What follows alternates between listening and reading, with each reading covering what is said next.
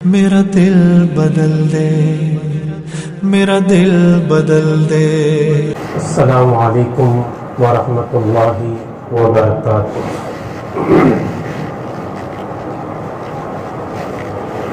الحمد للہ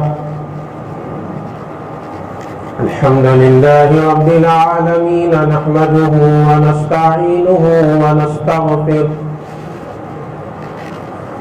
ونؤمن به ونتوکل علیہ ونعوذ باللہ من شرور انفسنا ومن سیئات اعمالنا،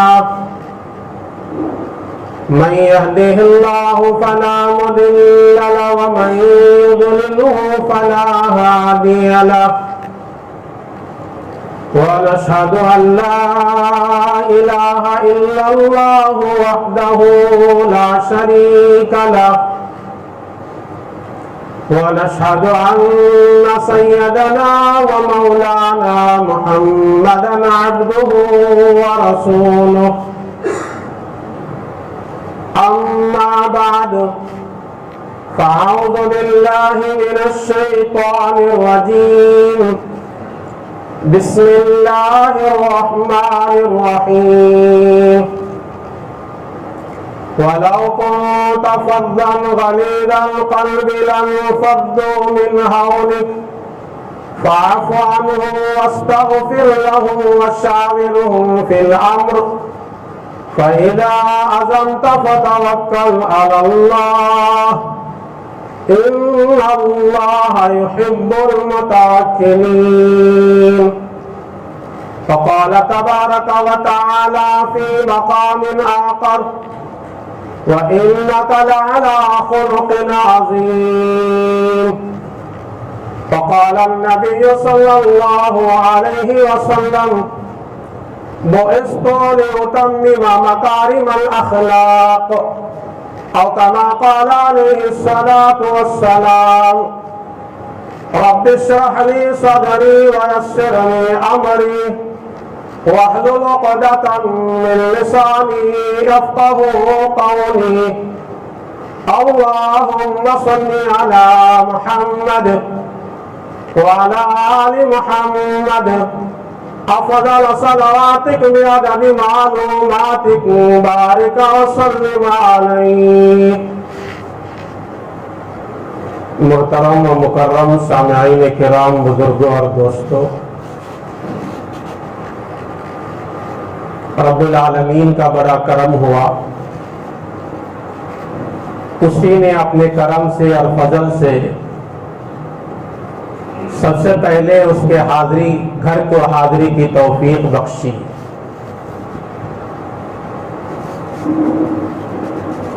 دوستو، گزشتہ جمعے میں حضور اکرم صلی اللہ علیہ وسلم کی سیرت کے چند گوشوں کو میں نے پیش کیا تھا کہ اللہ کے نبی کی اطاعت کا ذکر قرآن کی کتنی آیتوں میں ہے۔ ان آیتوں میں سے چند آیتوں کا تذکرہ میں نے گزشتہ جمعہ کیا تھا۔ اللہ کے نبی صلی اللہ علیہ وسلم ابھی دنیا میں تشریف نہیں لائے تھے۔ اللہ کے نبی صلی اللہ علیہ وسلم مکہ المکرمہ میں ابھی پیدا نہیں ہوئے تھے۔ اللہ تبارک و تعالی نے نبی صلی اللہ علیہ وسلم کا ذکر آسمانی کتابوں میں کر چکا تھا کہ آخر میں ایک نبی آنے والے ہیں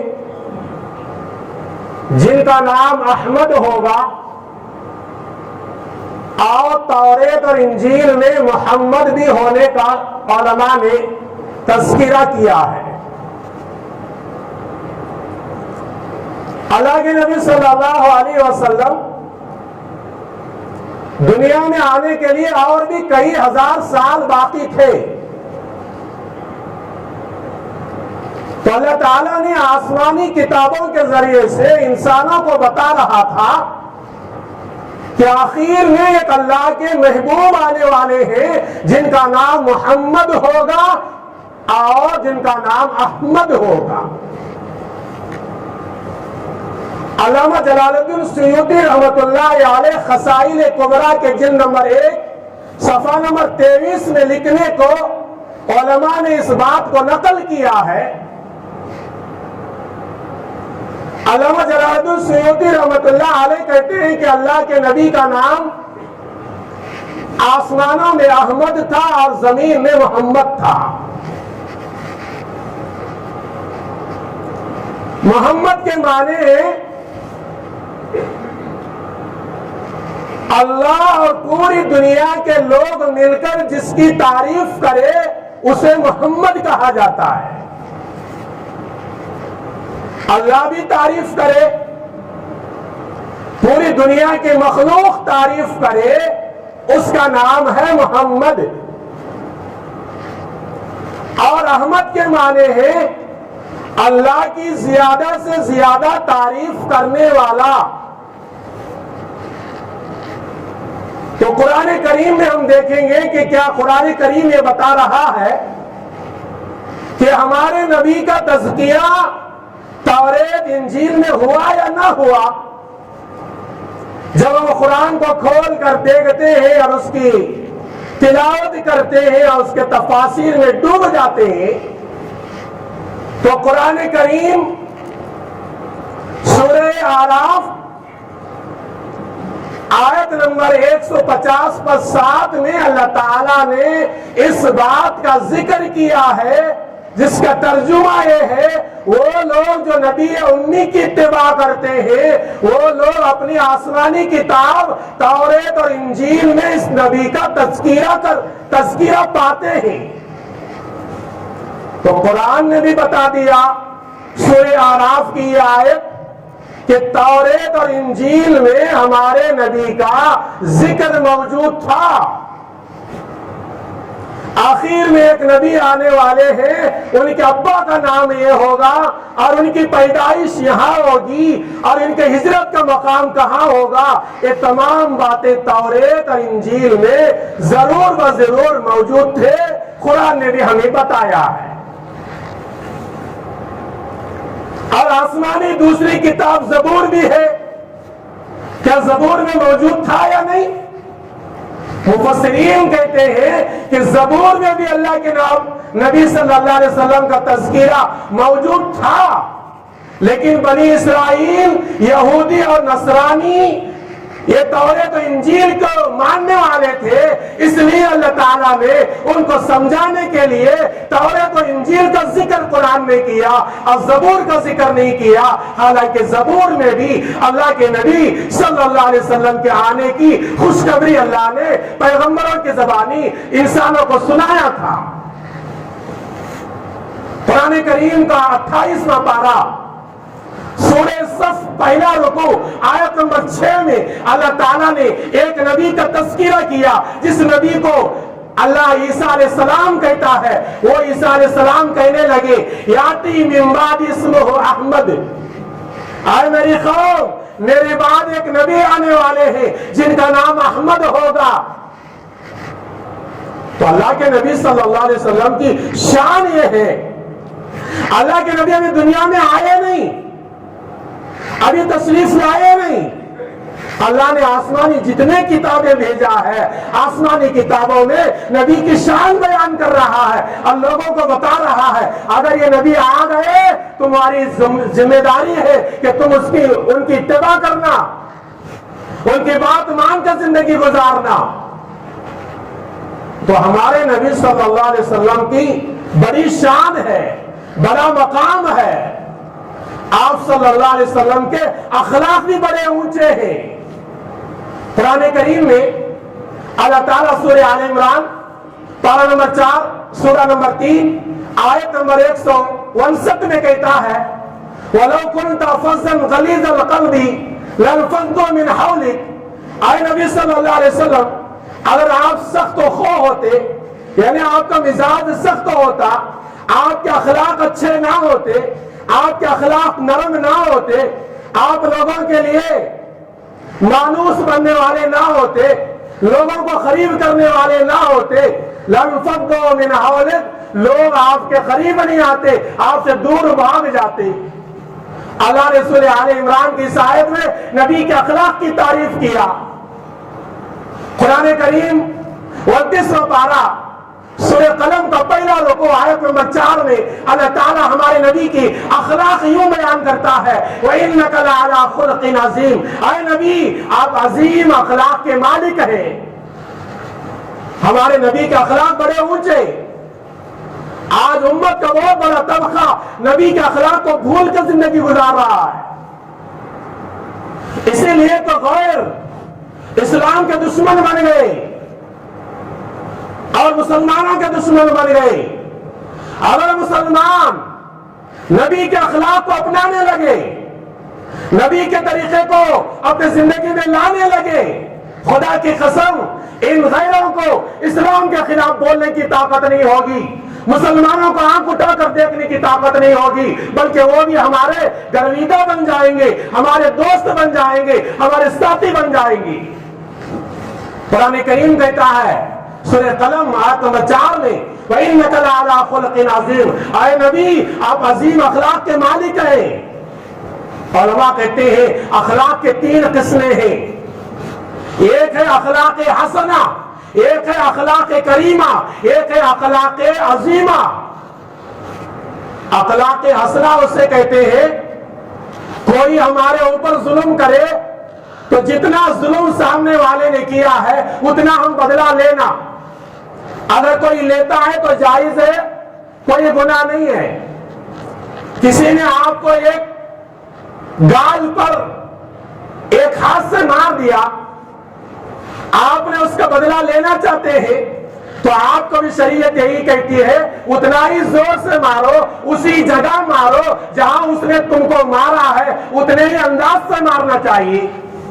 اگر زیادہ مارتے ہیں تو ظلم ہے۔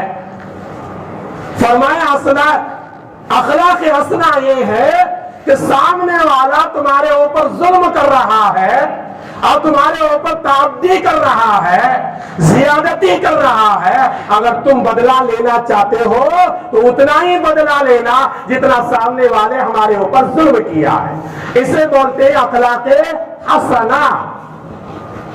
آگے علماء لکھتے ہیں اخلاق کریمہ کہتے ہیں سامنے والے نے ہمارے اوپر خامخواہ ظلم کیا، خامخواہ ظلمن مارا، تو اب میرا فریضہ بنتا ہے کہ میں بدلہ لے سکتا ہوں، لیکن میں نے بدلہ نہیں لیا بلکہ معاف کر دیا۔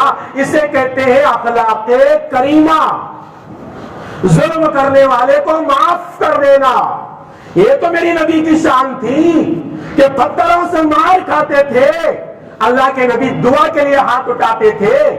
طائف کے میدان میں رسول اللہ پتھر کے مار کھائے ہیں اور فرشتے آ کر کہتے ہیں اے نبی یہ طائف ایک شہر ایسا ہے، یہ دونوں پہاڑوں کے درمیان میں ہے، اگر آپ کا اشارہ ہو جائے یہ دونوں پہاڑوں کو ملا کر طائف والوں کو نیست و نابود کر دیا جائے گا۔ تو میرے نبی کے زبان سے کیا نکلتا ہے، اے اللہ یہ لوگ مانے یا نہ مانے ان کی نسل تو میرا کلمہ پڑھنے والے بن جائے گی، اللہ ان کو نیست و نابود نہ کرنا۔ یہ ہمارے نبی کے اخلاق ہیں۔ وہ اخلاق ہمارے اندر کہاں ہے؟ نہ نمازی کے اندر ہے، نہ بے نمازی کے اندر ہے، نہ حج پر حج کرنے والے کے اندر ہے، نہ عالموں کے اندر ہے، نہ جوہلا کے اندر ہے۔ یہ اخلاق ہمارے سے کیوں غائب ہو گئے؟ اس لیے علماء نے فرمایا پہلا اخلاق کی قسم ہے اخلاق حسنہ، بدلے کا بدلہ لینا، اسے اخلاق حسنہ کہتے ہیں۔ ایک اخلاق کریمہ، بدلہ نہیں لیتا معاف کرتا ہے، یہ اخلاق کریمہ۔ اور تیسرا ہے بڑا اونچا مقام اخلاق عظیمہ، یہ کیا ہے کہ ظلم کرنے والے کو بدلہ بھی نہیں لینا، معاف بھی کر دینا اور ساتھ میں احسان بھی کر دینا۔ بدلہ بھی نہیں لے گا، معاف بھی کیا اور احسان بھی کر رہے ہیں۔ اس کی مثالیں حدیث میں ہے۔ اللہ کے نبی صلی اللہ علیہ وسلم کو ستانے والے مکے کے لوگ جب نبی سجدے میں چلے جاتے تھے اونٹ کی غلاظت لا کر نبی کے چہرے پر ڈال دیتے، سر پر ڈال دیتے، کمر پر ڈال دیتے۔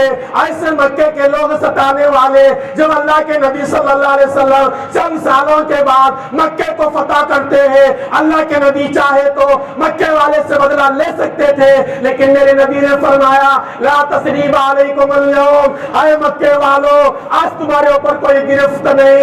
آگے اللہ کے نبی نے انسان یوں کہا اللہ تمہاری مغفرت کر دے، وہ بڑا رحم کرنے والا ہے۔ کہ اللہ کے نبی بدلہ لیے کیا؟ نہیں، معاف بھی کرے اور احسان بھی کرے دعاؤں کے ذریعے سے۔ ایسے اخلاق پیدا کرو۔ آج بڑا بھائی کوئی بھول میں یا جان کر چھوٹے بھائی پر کبھی ظلم کرتا ہے تو چھوٹا بھائی بڑے بھائی کے معاف نہیں کر رہا، اخلاق سے پیش نہیں آ رہا۔ یہاں تک کہ کبھی باپ بیٹے کی خیر کے لیے کوئی سخت جملے بولتا ہے۔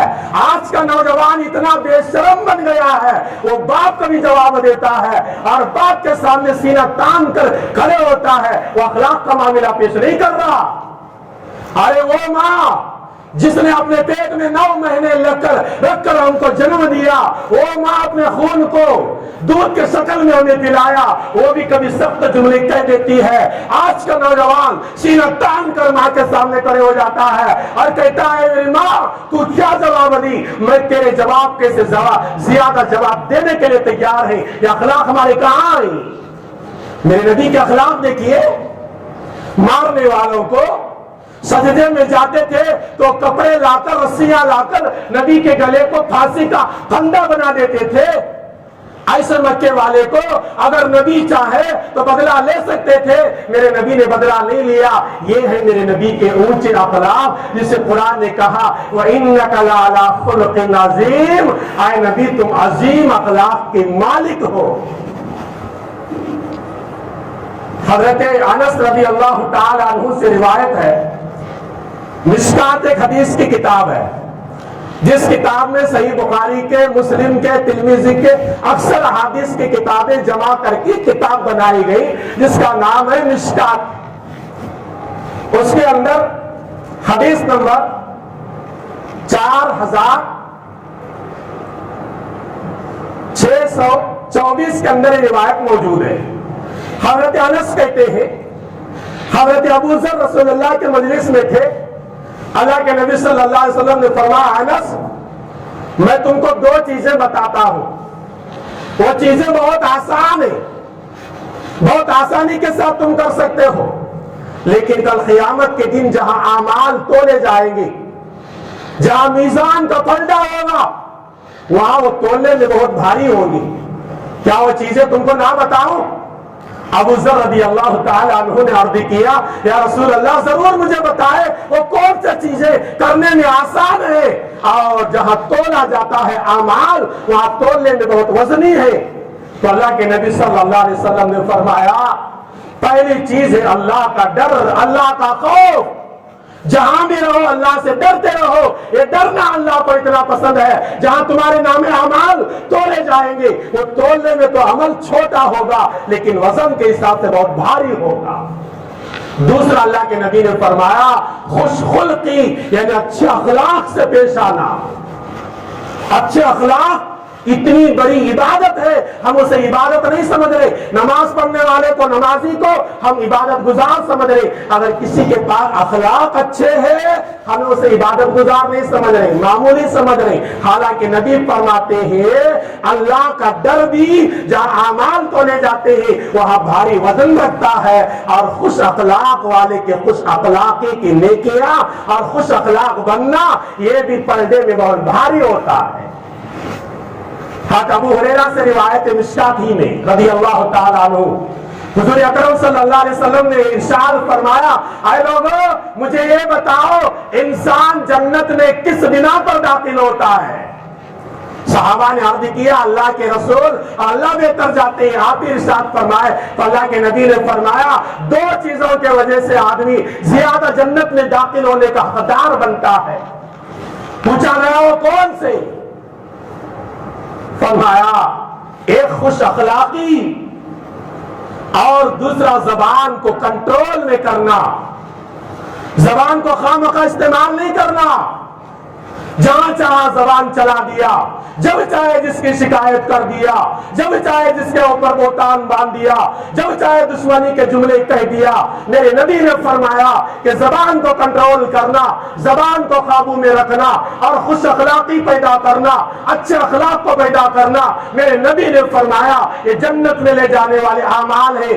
آگے ہمارے نبی اسی حدیث میں فرماتے ہیں، اے میرے صحابہ کیا تمہیں معلوم ہے کہ جہنم میں لے جانے والے اعمال کون سے؟ صحابہ خاموش رہے تو اللہ کے نبی نے فرمایا زبان کو غلط استعمال کرنا یہ جہنم میں جانے کا ذریعہ ہے، اور خوش اخلاق نہیں بننا بلکہ بد مزاج بننا، اپنے اخلاق کو بگاڑ لینا، فرمایا کہ یہ بھی جہنم میں جانے کا ذریعہ ہے۔ اور ایک روایت میں ہے کہ شرمگاہ کی حفاظت نہ کرنا یہ بھی آدمی کو جہنم میں جانے کا ذریعہ بنتا ہے۔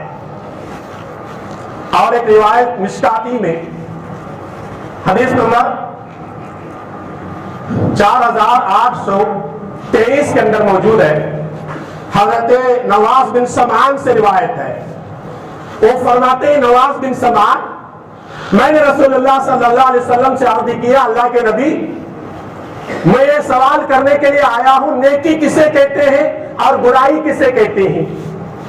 سوال دیکھیے صحابی کا، نواس بن سمعان سوال کرتے ہیں اللہ کے نبی بتائیے کہ نیکی کسے کہتے ہیں اور برائی کسے کہتے ہیں؟ اللہ کے نبی صلی اللہ علیہ وسلم نے فرمایا نیکی کہتے ہیں اچھے اخلاق کو، حسن خلق کو، اچھے عمدہ اخلاق کو، اور برائی کہتے ہیں، گناہ کہتے ہیں جو کام کرنے کے بعد تیرے دل نے فیصلہ سنا دیا یہ کام ٹھیک نہیں تھا، سمجھ رہے یہ گناہ کا کام ہے۔ مثال کے طور پر نماز پڑھنے والا آدمی نماز کا پابند کسی دن صبح کو نہیں ہوتا ہے، نماز قضا ہو گئی یا جماعت چھوٹ گئی تو دل افسوس کرتا ہے اور دل بار بار ٹوکتا ہے تو نے آج اچھا کام نہیں کیا۔ تو میرے نبی فرماتے ہیں کہ دل اگر یہ فیصلہ کرے یہ کام تو نے اچھا نہیں کیا، میرے نبی نے حضرت نواس بن سمعان کو فتویٰ دے دیا کہ وہ تیرے سمجھ لے وہ برائی کا عمل تو کر رہا ہے۔ تو میرے دوستو نبی کے اخلاق پیدا کرو، نبی بھی بڑے شان والے، نبی بڑے عظمت والے، میرے نبی کے اخلاق بھی بڑے عظمت والے۔ نبی اکرم صلی اللہ علیہ وسلم دنیا میں جب تک رہے لوگوں کے حقوق بھی ادا کیا اور رب العالمین کے حقوق بھی ادا کیا۔ علامہ سیوطی رحمت اللہ علیہ خصائل کبریٰ کے اندر یہ بات لکھی ہے، یہ کتاب میرے پاس تو نہیں لیکن معتبر علماء اس کتاب کا حوالہ دیتے ہوئے دوسرے کتابوں میں لکھا ہے۔ علامہ سیوطی رحمت اللہ علیہ خصائل کبریٰ کے اندر لکھتے ہیں جب اللہ کے نبی صلی اللہ علیہ وسلم کا انتقال ہونے میں چند دن باقی ہیں، چند مہینے نہیں چند دن، ہفتہ یا 4-5 دن باقی، تو اللہ کے نبی صلی اللہ علیہ وسلم پورے صحابہ کو جمع کیا مسجد نبوی میں،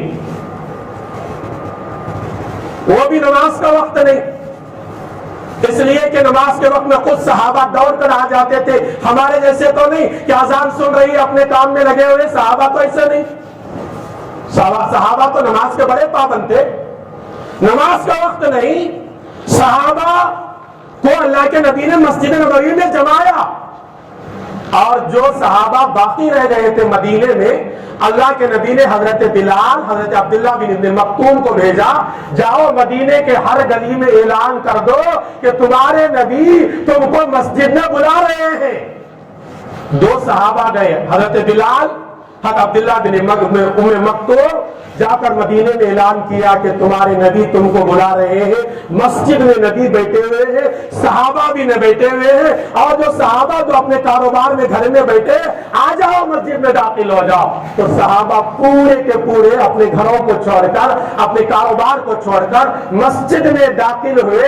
صحابہ یہ سوچ رہے تھے کہ اب تو نماز کا کوئی وقت بھی نہیں، اللہ کے نبی پورے مدینے والوں کو یہاں جمائے ہیں اور شاید اللہ نے کوئی نیا حکم نازل کیا ہوگا وہ فوراً بتانے کے لیے ہمیں جمع کیے ہیں، یا اللہ کے نبی صلی اللہ علیہ وسلم کسی شہر کو کسی علاقے کو جہاد کے لیے جانے کی تیاری کرنے کے لیے بلا رہے ہوں گے، صحابہ یہ سوچ کر بیٹھے ہیں، اللہ کے نبی منبر پر تشریف فرما ہوئے حمد و صلات کے بعد کہنے لگے اے لوگوں، ایک بندے کو اللہ نے اختیار دیا تھا اللہ کے پاس چلے جائے یا دنیا میں رہے، اس بندے نے دنیا کو چھوڑنے کا فیصلہ کر لیا، اللہ کے پاس جانے کو اختیار کر لیا۔ صحابہ سنے، خاموش رہے۔ اسی صحابہ کے مجلس میں ابو بکر صدیق بھی تھے جو نبی کی ہر بات کو قریب سے جانتے تھے، وہ رونے لگے، دھاڑے مار کر رونے لگے۔ صحابہ حیران ہوئے، نبی کو کسی ایک بندے کے بارے میں کہہ رہے ہیں، ابو بکر کیوں رو رہے ہیں؟ صحابہ کہتے ہیں اس کے چند دن کے بعد جب نبی کا انتقال ہوا، ہمیں معلوم ہو گیا ہمارے سے زیادہ نبی کی بات کو سمجھنے والے ابو بکر تھے۔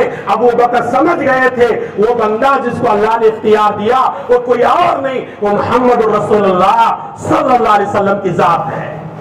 اللہ کے نبی صلی اللہ علیہ وسلم منبر پر کھڑے ہو کر فرمایا بیٹھ کر کہ ایک بندے کو اللہ نے اختیار دیا تھا کہ دنیا اختیار کرے یا اللہ کے پاس چلے جائے، اس بندے نے اللہ کے پاس جانے کو پسند کر لیا۔ آگے اللہ کے نبی صلی اللہ علیہ وسلم نے فرمایا اے میرے صحابہ، اگر میں کسی کو قرض دینا ہے، 1 دینار ہو یا 1 درہم ہو، آج مانگ لے، کل قیامت کے دن محمد سے سوال نہیں کرنا۔ قیامت کا منظر بڑا ہولناک ہے، وہاں میں دینے کی طاقت نہیں رکھتا۔ اگر کسی کو کوئی دینار درہم قرض لیا ہو اور میں نہیں دیا، بھول گیا ہو، تو آج محمد سے وصول کر لینا، کل قیامت کے دن محمد کا دامن نہیں پکڑنا۔ قیامت کے دن سے کون ڈر رہے ہیں؟ نبی ڈر رہے ہیں جن کا ذکر قرآن میں بھرا پڑا ہوا ہے۔ کون ڈر رہے ہیں؟ وہ نبی ڈر رہے ہیں جن کا ذکر انجیل میں ہے، جن کا ذکر زبور میں ہے، جن کا ذکر توریت میں ہے، جن کا ذکر حضرت موسیٰ نے کیا، حضرت عیسیٰ نے کیا، ہر پیغمبر تقریباً کیا۔ وہ نبی ڈرتے ہیں، لیکن میں اور آپ نبی کا امتی ہو کر، گنہگار ہو کر، قیامت کے دن سے ڈرنے کی ہمیں کبھی توفیق نہیں ملی۔ آگے نبی فرماتے ہیں صلی اللہ علیہ وسلم، جب کوئی قرض والا نہیں اٹھا تو اللہ کے نبی نے فرمایا اگر دنیا میں نے کسی کو خامخواہ ظلماً مارا ہو، آج وہ آ کر بدلہ لے لے، کل قیامت کے دن بدلہ نہ لینا۔ خدا کی قسم وہ کیا منظر ہوگا۔ صحابہ کے آنکھیں پھٹے کے پھٹے رہ گئے، یہ کون بدلہ لینے کے لیے تیار ہوگا؟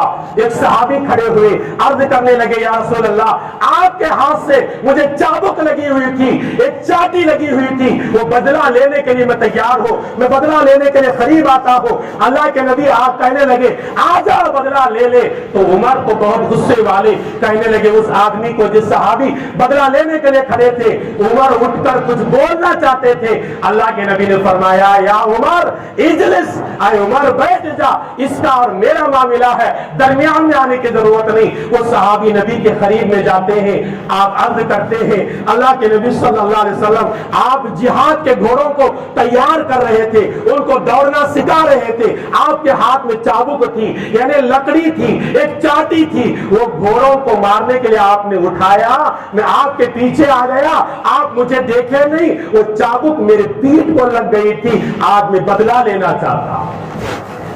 صحابہ رونے لگے، یہ کیسا بندہ ہے کہ نبی کا آخری وقت ہے اور نبی ہمیں جمع کیے کوئی بات بتانے کے لیے، بدلہ لینے کے لیے آگے بڑھ رہا ہے۔ نبی نے فرمایا آجا بدلہ لے لے، کل قیامت کے دن محمد سے بدلہ نہ لینا، قیامت کا منظر بہت ہولناک ہے۔ صحابی کہنے لگے اللہ کے نبی جس وقت آپ کے ہاتھ سے مجھے چابک لگی تھی، میرے پیٹھ پر کپڑا نہیں تھا، آج تم منبر پر بیٹھے ہو، آپ کے پیٹھ پر کپڑا ہے، اس لیے کپڑا ہٹاؤ، بدلے کا بدلہ برابر ہونا ہے نا۔ تو اللہ کے نبی صلی اللہ علیہ وسلم ناراض نہیں ہوئے، فرمایا کہ نورانی چادر اٹھا دی، آجا بدلہ لے لے، آجا بدلہ لے لے۔ صحابی گئے، صحابہ دیکھتے ہی رہ گئے، صحابی جا کر اپنے سینے کو رسول اللہ کے پیٹھ سے چمٹا دیا، مسلنے لگی۔ ایک روایت میں ہے رسول اللہ کے پیٹھ پر مہر نبوت تھا جس میں محمد رسول اللہ لکھا ہوا تھا، اسے بوسہ دیا اور کہنے لگے اللہ کے نبی آپ تو رحمت للعالمین ہے، آپ لوگوں پر کیسے ظلم کریں گے؟ آپ نے کبھی مجھے مارا نہیں، میں کئی دنوں کی خواہش تھی کہ آپ کے بدن کے ساتھ میرا بدن لگ جائے تاکہ میرے بدن پر جہنم کی آگ حرام ہو جائے، اس لیے کہ جس آدمی کے بدن کے ساتھ نبی کا بدن لگ جاتا ہے اس پر جہنم کی آگ حرام ہو جاتی ہے۔ تو صحابی کہنے لگے میری خواہش تھی، کئی سالوں سے دعا کرتا تھا اللہ ایسا موقع دے دے کہ میرا سینہ ہو، نبی کی پیٹھ ہو، نبی کا بدن ہو اور میں اسے چمٹ لوں اور نبی کے بدن کی برکت سے میں جہنم سے بچ جاؤں۔ یہ کام کرنے کے لیے میں نے آپ کو لپیٹ لیا ہوں، آپ کے پیٹھ کو سینہ لگا کر میں نے گھس دیا ہے۔ اللہ کے نبی صلی اللہ علیہ وسلم یہ کام کیوں کر کے دکھائے؟ اپنی امت کو بتانے کے لیے لوگوں کہ دنیا بہت مختصر ہے، دنیا میں رہتے ہوئے اللہ کے حقوق بھی ادا کر کے آؤ، اور لوگوں پر کبھی ظلم ہوا ہے، اخلاق تمہارے بگڑے ہوئے تھے، معلوم ہونے کے بعد ان لوگوں سے معافی بھی چاہ کر آؤ، ورنہ تمہارا کوئی عمل اللہ کے دربار میں فائدہ تمہیں نہیں دے گا۔ علامہ سیوطی رحمۃ اللہ علیہ لکھتے ہیں جو صحابی اللہ کے نبی کے پیٹھ کو سینہ لگائے تھے، اس کے بعد جو بھی گرم چیز چھوتے وہ ٹھنڈی ہو جاتی، گرم سالن چھوتے تو ٹھنڈا، گرم چاول چھوتے تو ٹھنڈا، روٹی گرم ہے وہ صحابی کے ہاتھ میں آ جاتی۔ علامہ سیوطی کے بعد مولانا پیر مزمل صاحب رشادی ہمارے ہندوستان کے مائع ناز مقرر رہے، 10 سال پہلے میں بھی ان کو تقریر کے لیے ان کو بلایا تھا، وہ اپنے تقریر میں بھی کہہ رہے ہیں، میرے استاد محترم اپنی کتاب میں بھی لکھا ہے، وہ صحابی گرم چیز پکڑتے تھے تو ہاتھ میں آتے ہی وہ ٹھنڈی ہو جاتی۔ اللہ نے بتایا کہ صحابی کو دنیا کے گرم چیز ٹھنڈی ہو رہی ہے، آخرت میں بھی ان کو جہنم کے آگ سے آزاد کر دیا جائے۔ نبی کے اخلاق کو اپناؤ، بہت بڑا فائدہ ہوگا۔ اللہ سے دعا فرمائیے اللہ تعالیٰ کہنے والے گنہگار کو، سننے والے میرے ہر بھائی کو نبی کے عمدہ اخلاق کو اپنا کر زندگی گزارنے کی توفیق عطا فرمائے، آمین۔ السلام علیکم ورحمۃ اللہ وبرکاتہ۔